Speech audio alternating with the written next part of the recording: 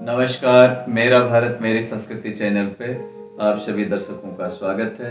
मैं हूं घनश्याम पंत। आशा करता हूं आप सब लोग अपने घरों में इष्ट देव की कृपा से, भगवान की कृपा से, वासुदेव की कृपा से, अपने पितरों की कृपा से कुशल पूर्वक रह रहे होंगे।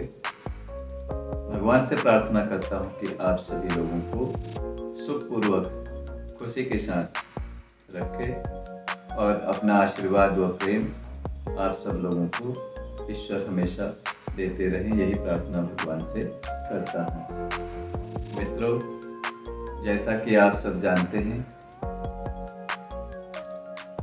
दिनांक 17 सितंबर को विश्वकर्मा पूजा है। शिल्पकार लोग यानी इंजीनियर लोग, यानी जो लोग टूल्स का, औजारों का इस्तेमाल करते हैं, वो सब भगवान विश्वकर्मा की पूजा या उनकी जयंती को मनाते हैं। भगवान विश्वकर्मा की जयंती आश्विन मास के कृष्ण पक्ष में जिस दिन सूर्य भगवान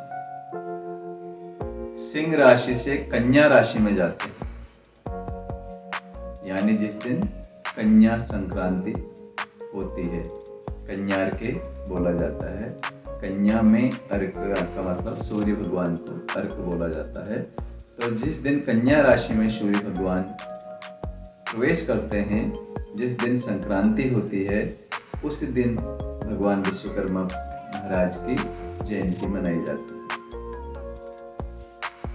इंजीनियर लोग बड़े धूमधाम के साथ भगवान की इस जयंती को मनाते हैं। मित्रों, उनके साथ साथ हम सब लोग भी जो इंजीनियर नहीं हैं, जो औजारों का प्रयोग नहीं करते, वैसे तो हर कोई व्यक्ति औजारों का कुछ न कुछ प्रयोग करता रहता है। हम लोग भी घरों में कुछ न कुछ औजारों का उपयोग करते हैं, इसलिए हमें भी भगवान विश्वकर्मा जी की पूजा करनी चाहिए।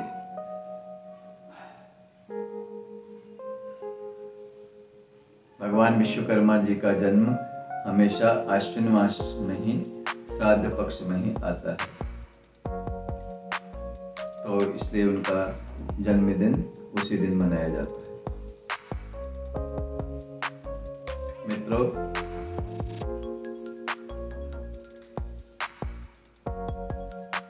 शनिवार के दिन 17 सितंबर को भगवान सूर्य कन्या राशि में प्रवेश कर रहे हैं, तो इस दिन जो है भगवान विश्वकर्मा जी की जयंती मनाई जाएगी।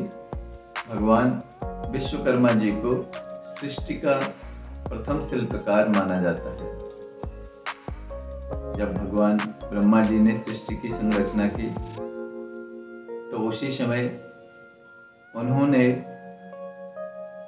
विश्वकर्मा जी को भी प्रकट किया था। विश्वकर्मा जी उनके मानस पुत्र हैं। विश्वकर्मा जी पहले इंजीनियर हैं जिन्होंने देवताओं के लिए जितने भी अस्त्र शस्त्रों की आवश्यकता होती थी, आवश्यकता पड़ती थी, तो देवताओं के लिए सारे अस्त्र शस्त्रों का निर्माण विश्वकर्मा जी ने ही किया था। सतयुग हो, त्रेता युग हो, द्वापर युग हो या कलयुग हो, जब जब भगवान ने अवतार लिया, भगवान को अपने अवतार में जिन जिन चीज़ों की आवश्यकता पड़ी, यानी अस्त्र शस्त्रों की आवश्यकता पड़ी, रथ या वाहन की आवश्यकता पड़ी, तो उनके लिए विश्वकर्मा जी ने ही हर चीज बनाई।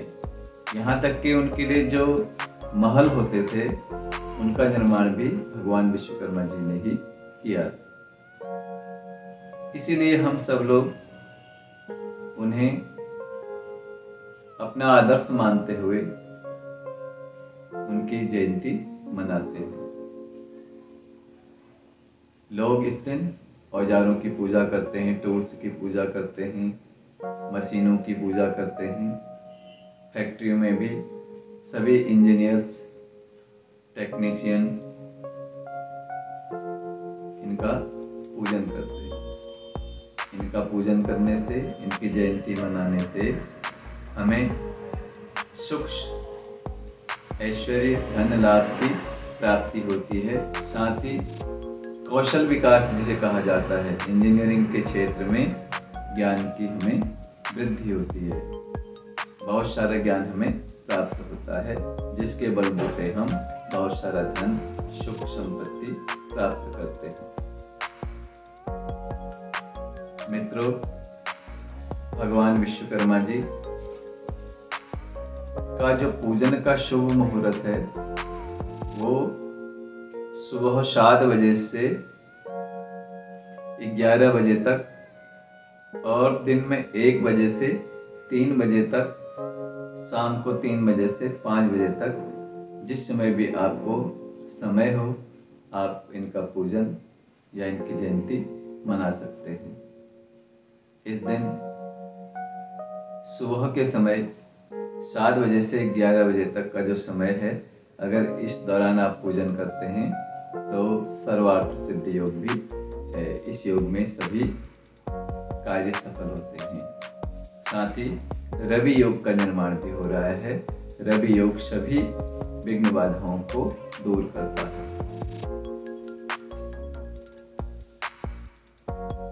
और दोपहर का जो समय है 1 से 3 बजे तक, इस समय द्विपुष्कर योग का निर्माण हो रहा है। तो इसमें किया गया पूजा अर्चन भी बहुत शुभकारी होता है, शुभ फलदायी होता है।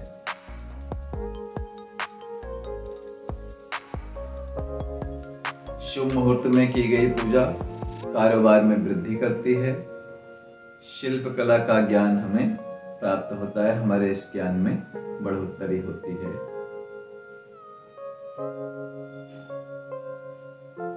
फैक्ट्री में काम करने वाले जो अन्य कार्यकर्ता हैं, चाहे वो ऑफिस में काम करते हों, चाहे प्रोसेस में काम करते हों, उन सब के लिए भी भगवान विश्वकर्मा जी की पूजा शुभ फलकारी है, शुभ फलदायी है।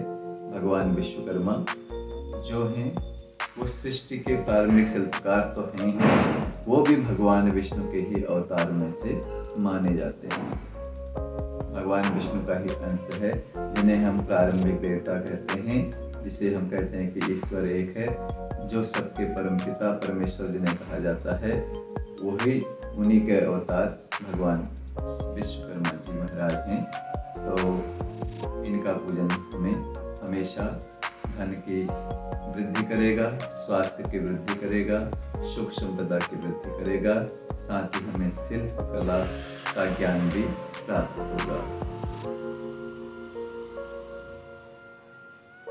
शिल्प कला यानी जो इतने भी इंजीनियर लोग हैं, यदि वो इस पूजा को मन, कर्म और विश्वास के साथ, श्रद्धा के साथ इस जयंती को मनाते हैं, तो उन्हें बहुत सारे सुखों की प्राप्ति होती है।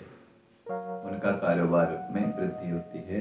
उनकी यदि वो नौकरी पेशा वाले हैं तो उनको नौकरी पेशा में तरक्की होती है और धन की प्राप्ति होती है। आज के लिए जो भी ज्ञान मैंने आपको विश्वकर्मा पूजा के बारे में दिया, इसे आप समझ गए होंगे। आप सब लोगों से निवेदन है कि भगवान की इस पूजा को बड़े ही सुचारू तरीके से विधि विधान के साथ करें। आशा करता हूँ आपको यह पसंद आया होगा। यदि आप इस चैनल से पहली बार जुड़ रहे हैं तो इसे सब्सक्राइब करें। इस चैनल में बताई गई बातें यदि आपको पसंद आती हैं तो लाइक कीजिएगा और अपने चाहने वाले लोगों के साथ इसे शेयर ज़रूर कीजिएगा। सनातन संस्कृति के प्रचार प्रसार में आप अपना सहयोग जरूर दीजिएगा। आशा करता हूँ आप सब इस बात को समझ गए होंगे। भगवान विश्वकर्मा जी से मैं प्रार्थना करूँगा, ईश्वर से प्रार्थना करूँगा कि वो आप सबको सुख, समृद्धि और अच्छा स्वास्थ्य प्रदान करें। विश्वकर्मा जी की पूजा आप सबके लिए शुभकारी हो, फलदायी हो।